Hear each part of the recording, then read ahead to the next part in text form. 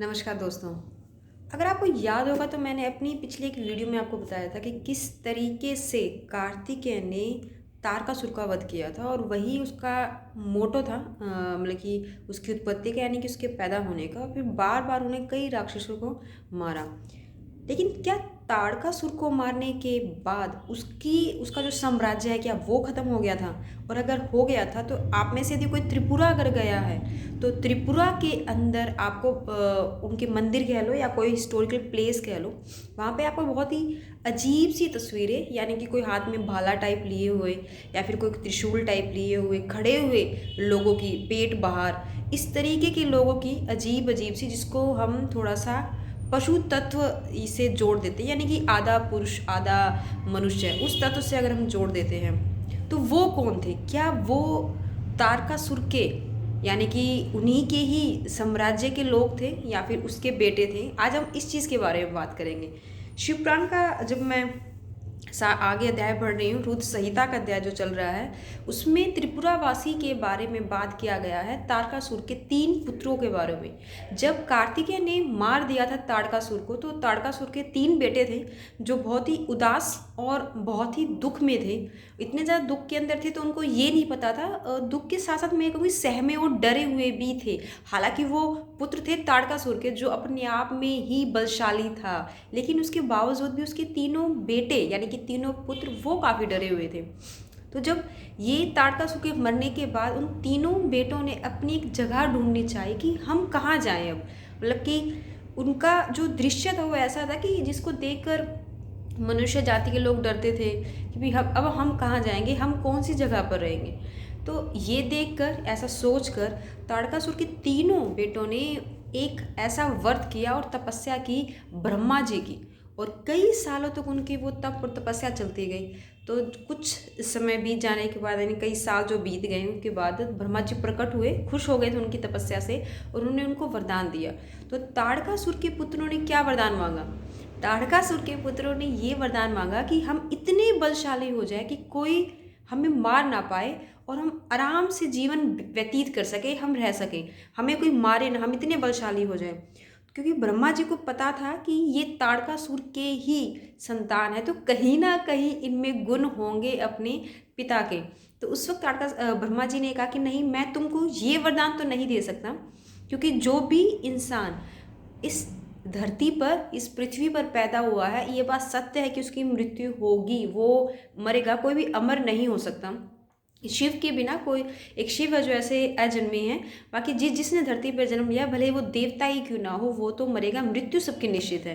तो ये जब सारी बात हुई तो ताड़कासुर के पुत्रों ने लगा कि अब हम दूसरा वरदान क्या मांगे, क्योंकि ब्रह्मा जी ने कहा कि ये वरदान तो मैं नहीं दे सकता, कुछ और अगर तुम्हें मांगना है तो वो मांग लो। लेकिन ताड़कासुर के पुत्र फिर भी मान गए, मैं ये कहूँगी, क्योंकि राक्षस योनि थी उनके अंदर, लेकिन बावजूद वो एक अच्छे भक्त के रूप में जाने जाते हैं ताड़कासुर के तीनों पुत्र।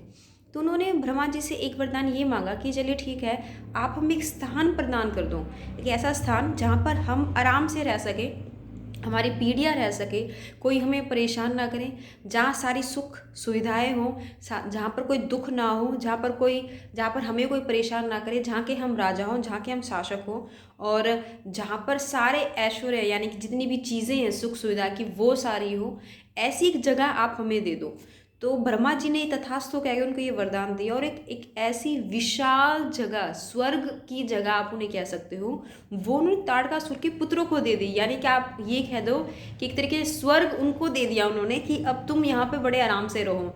तो जब वो वहाँ पे गए ताड़कासुर के तीनों पुत्र, तो उन्होंने देखा कि वहाँ अप्सराएं घूम रही हैं, वहाँ पर ऋषि मुनि हैं, वहाँ पर बहुत ही सुंदर नज़ारा, प्रकृति के जितने भी, नेचर के जितने भी एलिमेंट्स थे वहाँ पर है, बहुत ही महल है, स्वर्ण मुद्राएं हैं, खाने पीने की चीज़ें हैं। तो उनको बड़ा ही वहाँ पर मज़ा आने लगा और उन्होंने वहाँ रहना शुरू कर दिया। तो जब ताड़कासुर के पुत्रों ने तप किया ब्रह्मा जी के लिए, उसके बाद उन्हें वो शिव की स्तुति बहुत करते थे, यानी कि शिव के वो परम भक्त माने जाते हैं।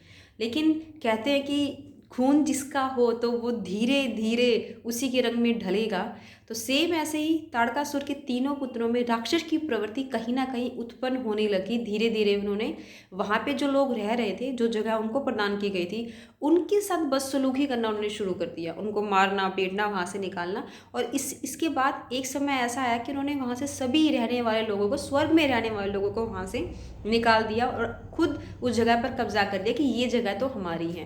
तो ये जब सारी चीज़ें हुई तो इंद्र देवता वगैरह सब इतने परेशान हो गए, तो वो शिवजी जी के पास गए। उन्होंने शिवजी से कहा कि क्या आप ऐसा कुछ कर दीजिए कि ताड़कासुर के पुत्रों का वध हो जाए, क्योंकि वो वैसे भी उनको जो वरदान है वो इतनी बलशाली, उन्हें कोई मार नहीं सकता। तो शिव जी ने यहाँ पर क्या कहा, आपको सुन के बड़ी हैरानी होगी। शिवजी जी ने कहा कि मैं नहीं मारूंगा उन्हें, वो मेरे भक्त है और मैं अपने भक्तों को नहीं मार सकता। उनकी ये बात सुनकर इंद्र बड़े परेशान हो गए थे कि अगर ये नहीं मारेंगे तो ताड़कासुर के पुत्र को कौन मारेगा, क्योंकि खुद ताड़कासुर को भी ब्रह्मा विष्णु महेश में से किसी ने नहीं मारा था। उसको मारने के लिए कार्तिकेय की उत्पत्ति हुई थी, लेकिन अब इनको कौन मारेगा, क्योंकि इन्हें तो कार्तिकेय नहीं मार सकता। तो उस वक्त वे ब्रह्मा जी के पास गए, विष्णु जी के पास गए, सभी देवगण, तो सभी ने उनको मना कर दिया। सभी ऋषि मुनि उदास हो गए, हताश हो गए कि अब हम कहाँ जाएंगे।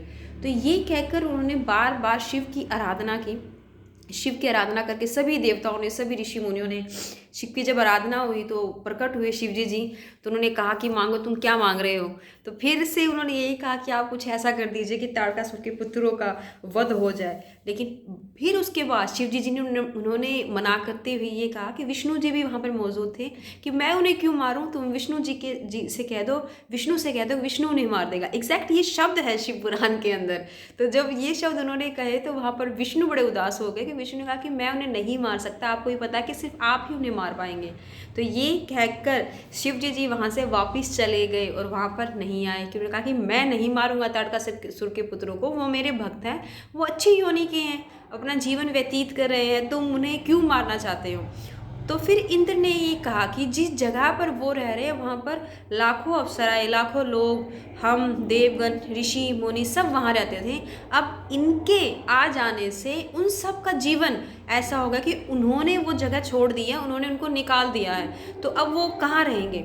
तो ये जब सारी बातें हुई तो शिवजी जी ने कहा कि जब तक वो किसी को नुकसान नहीं पहुँचा देंगे, यानी कि जब तक किसी के अंदर कोई राक्षस योनि पैदा नहीं हो जाती और वो धर्म के मार्ग पर अगर चल रहा है, तब तक उसे मारना उचित नहीं है, इसलिए मैं उसे नहीं मार सकता।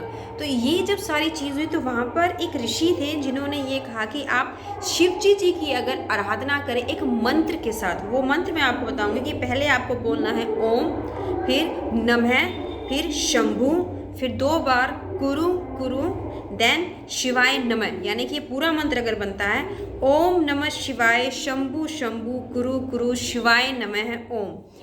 इस मंत्र का अगर आप 1 करोड़ बार उच्चारण करोगे तो शिव जी ऐसा वरदान देते हैं जिससे आपके सारे मनोरथ जो है, जितनी भी इच्छा है वो पूरी होती हैं। तो वहाँ पर विष्णु जी ने और सभी देवगण ने लगभग 1 करोड़ बार इस मंत्र का, मैं दोबारा रिपीट करूँगी ये मंत्र, ओम नमः शिवाय, शंभु शंभु, करु करु, शिवाय नमः ओम।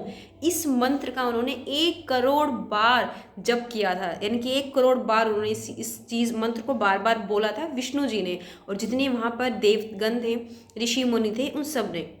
तो जब उन्होंने किया इस चीज़ को तो उसके बाद वहाँ पर शिव जी दोबारा प्रकट हुए और शिव जी ने कहा कि मुस्कुराते हुए कि हाँ बोलो, तुमने मेरा ये मंत्र का ये जप किया और इससे मैं बहुत खुश हूँ, मांगो तुम मुझसे क्या मांगना चाहते हो।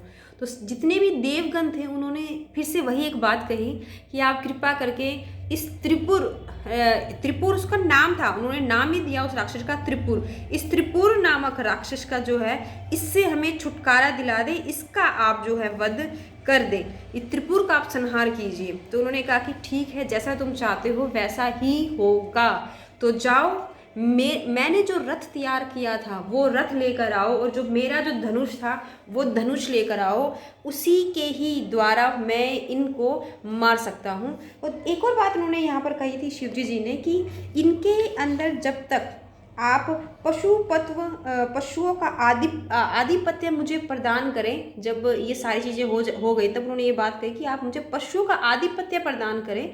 आधिपत्य होता है किसी भी चीज़ का एक तरीके से आप बोलते हो ना राइट पोसेशन, आप उस चीज़ का पोसेशन उनको प्रदान करें। उन्होंने वो कहा आप मुझे पहले वो प्रदान करें, तभी ये दैत्य मारे जा सकते हैं, नहीं तो इनके अंदर की जो गुण है, यानी कि इनमें जो गुण है वो एक भक्त का, वो उनके आड़े आएगा, यानी कि उन्हें बचाएगा और कोई भी इनको फिर मार नहीं पाएगा। तो ये चीज़ उन्होंने कही। कहने का मीनिंग उनका ये था कि किसी भी इंसान को अगर कोई अधर्म के रास्ते पे चलता है तो आप उसका विनाश कर सकते हो, मार सकते हो।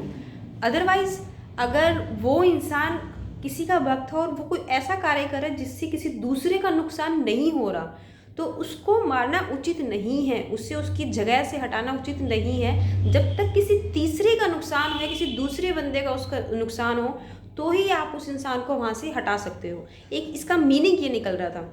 तो ये जब सारी चीज़ें हुई तो सभी देवताओं ने कहा कि ठीक है, हम ऐसा ही करेंगे। तो वो रथ लेकर आए, वो शिवजी जी का रथ, और ऐसा कहा जाता कि उस रथ में जितनी सारी ब्रह्मांड की चीज़ें थी वो विद्यमान थी। फॉर एग्जाम्पल के तौर पर 4 घोड़े यानी कि 4 वेद के रूप में विद्यमान थे। उनकी लगाम यानी कि जो हमारी ज्ञानेंद्रिया जो बोलते हैं, इंद्रिया जो जागती रहती है बार बार, वो वहाँ पर लाखों की संख्या में विद्यमान थी। एक तरफ चंद्रमा विद्यमान थे, दूसरी तरफ सूर्य विद्यमान थे। उनकी 16 कन्याएं वहाँ पर थीं। उनके अलावा जितने आप पुराणों में जो चीज़ पढ़ते हो, जो ग्रंथ, धनुष, आभूषण, जितने भी आभूषण थे सब के सब वहाँ पर विद्यमान थे और 100 हाथी उनको खींच रहे थे। लेकिन जैसे ही शिवजी जी ने वहाँ पर पहला कदम रखा उस रथ के ऊपर, वो रथ यूं का यूं पृथ्वी में धंस गया, यानी कि उनके शरीर का भार वो संभाल नहीं सका। तो ये सब देख रहे थे। तो वहाँ पर खड़े हुए एक गजराज ने एक नंदी का रूप लिया और उसको वहाँ पर ये सोचा कि मैं अपना एक रूप लेकर इसमें जुड़ जाऊंगा और मैं इनका वाहन करूंगा, यानी कि मैं इसे लेकर जाऊंगा। लेकिन जैसे वो भी शिवजी जी का भार थोड़ी देर तक ही संभाल पाए, उसके बाद उन्होंने धरती पर घुटने टेक दिए। तब शिवजी जी ने आज्ञा दी, क्योंकि उस रथ का जो सारथी था वो ब्राह्मण था। तो जब शिवजी जी ने आज्ञा दी उस ब्राह्मण को, तब वो जाकर घोड़े खड़े हुए और उन्होंने उसकी लगाम खींची, तब उन्होंने वहाँ से चलना शुरू किया। तो ये एक कॉन्सेप्ट है तारकासुर के युद्ध का। लेकिन क्या उन्होंने, शिवजी जी ने तारकासुर को इस युद्ध के भांति मारा? नहीं। तारकासुर के जो पुत्र थे त्रिपुरवासी, उनका जो वध हुआ खेल खेल में हुआ, वो मैं आपको अगली वीडियो में बताऊंगी पूरे विस्तार के साथ। इस चैप्टर से शायद आप, ये चैप्टर बहुत लंबा है क्योंकि इसमें जो मंत्र के साथ साथ जितने उस धनुष में, उस रथ के अंदर चीज़ें लगी थी, उन सब का पूरा डिटेल में वर्णन किया गया है कि क्या क्या चीज़ें थी। इसलिए मैं आपको ये कहूँगी, ब्रह्मांड में जितनी भी चीज़ें हैं, ब्रह्मांड में जितनी अक्षत्र है, नक्षत्र है, वेद है, चारों दिशाएँ हैं, गणित है, और जितनी हमारी इंद्रियाँ हैं, चंद्रमा है, सूर्य है, वो सब उसके अंदर थी, सारी के सारी उस रथ में विद्यमान थी। दूसरी, इस एक चैप्टर से हमें ये भी पता चलता है कि जब तक कोई इंसान कोई कार्य करता है तो उसे रोकना तब तक नहीं चाहिए तब तक उसे किसी दूसरे का नुकसान ना हो रहा हो तब तक। यानी कि अगर वो काम धर्म के लिए कर रहा है, वो कोई अगर ठीक काम कर रहा है, अगर आप उसके आड़े आ रहे हो तो आप गलत हो, यानी कि आप पाप के भागी बनते हो। वो जो पर्सन जो वो काम कर रहा है उसका काम तो हो ही जाएगा, मतलब कि आज नहीं तो कुछ टाइम के बाद हो जाएगा, लेकिन आपने उसको रोकने की कोशिश की है तो आपका जो पाप का मैं ये कहूँगी पाप के भागी जो बनते हो वो दूसरा पर्सन कहलाएगा। तीसरी एक और चीज़ त्रिपुरा की, क्योंकि इसमें बात की जा रही है बार बार, क्योंकि त्रिपुरा में अब ऐसा नहीं है कि वहाँ पर जो भी अब राक्षस योनि की अगर हम बात करें तो राक्षस योनि के ही वहाँ पर सारे उनके पूर्वज आप कहलाओगे। नहीं, त्रिपुरा के अंदर आप मैं फिर से यही चीज़ रिपीट कर रही हूँ कि अगर आप जाते हो उनके हिस्टोरिकल प्लेसेस में, जितना मैंने भी स्टडी किया है कि वहाँ पे थोड़ी सी इंसानों की देखने की जो चीज़ें थी वो अलग है। लेकिन आज अगर आप देखोगे त्रिपुरा को, कल्चर से सबसे ज़्यादा जुड़ा हुआ एक राजधानी है वो, यानी काफ़ी कल्चर की जो चीज़ें हैं वो वहाँ पर आपको देखने को मिलेगी। शिवजी जी का एक अलग रूप वहाँ देखने को मिलता है। तो कैसे मारा त्रिपुरा को शिवजी जी ने, ये हम बात करेंगे नेक्स्ट वीडियो में।